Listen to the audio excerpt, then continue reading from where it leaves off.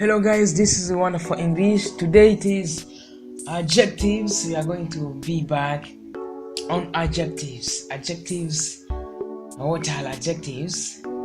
Is a word that describes a person or a thing. For example, big, black, in big room, red shirt. Ijambo risobanura imimerere y'umuntu cyangwa ikintu. Urugero, icyumba kirimo ishati y'umutuku. Ingero, White House is a big mansion. White House ni nyubako nini. Elon Musk is very rich. Elon Musk ni umukire cyane.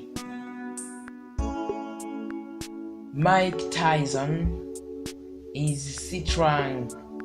Mike Tyson ni umunyembaraga. Strong. A cow is a young lion. Cab ntare ntoya, young ntoya.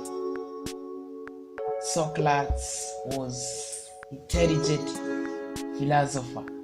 Socrates yari umufilozofi w'umuhanga. Mbappe is a talented success player.